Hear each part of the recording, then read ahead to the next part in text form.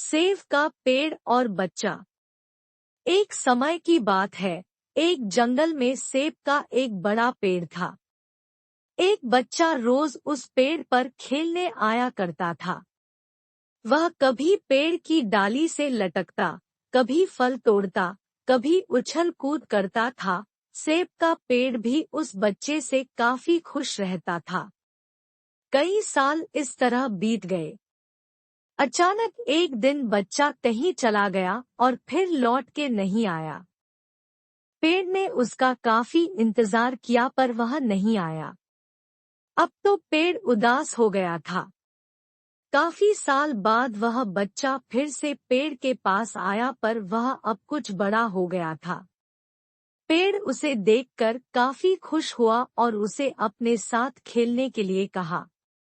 पर बच्चा उदास होते हुए बोला कि अब वह बड़ा हो गया है, अब वह उसके साथ नहीं खेल सकता। बच्चा बोला कि अब मुझे खिलौने से खेलना अच्छा लगता है, पर मेरे पास खिलौने खरीदने के लिए पैसे नहीं हैं। पेड़ बोला, उदास ना हो तुम, मेरे फल सेब तोड़ लो और उन्हें बेचकर खिलौने खरीद लो। बच्चा खुशी खुशी फल सेब तोड़ के ले गया, लेकिन वह फिर बहुत दिनों तक वापस नहीं आया। पेड़ बहुत दुखी हुआ। अचानक बहुत दिनों बाद बच्चा, जो अब जवान हो गया था, वापस आया।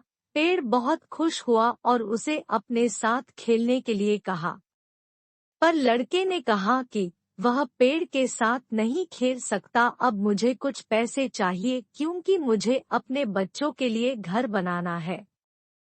पेड़ बोला, मेरी शाखाएं बहुत मजबूत है, तुम इन्हें काट कर ले जाओ और अपना घर बना लो। अब लड़के ने खुशी खुशी सारी शाखाएं काट डाली और लेकर चला गया।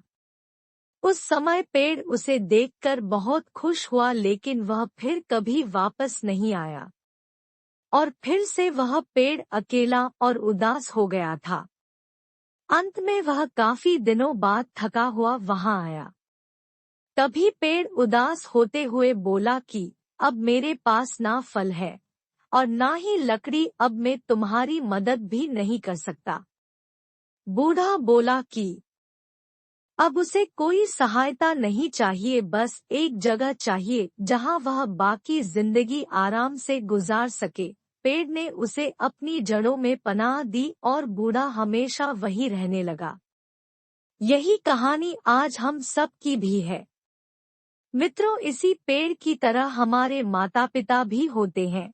जब हम छोटे होते हैं तो उनके साथ खेलकर बड़े होते हैं और बड़े होकर उन्हें छोड़कर चले जाते हैं और तभी वापस आते हैं जब हमें कोई जरूरत होती है। धीरे धीरे ऐसे ही जीवन बीत जाता है। हमें पेड़ रूपी माता पिता की सेवा करनी चाहिए, ना कि सिर्फ उनसे फायदा लेना चाहिए। इस कहानी में हमें दिखाई देता है कि उस पेड़ के लिए वह बच्चा बहुत महत्वपूर्ण था और वह बच्चा बार बार जरूरत के अनुसार उस सेब के पेड़ का उपयोग करता था, ये सब जानते हुए भी कि वह उसका केवल उपयोग ही कर रहा है। इसी तरह आजकल हम भी हमारे माता पिता का जरूरत के अनुसार उपयोग करते हैं और बड़े होने पर उन्हें भूल जाते हैं।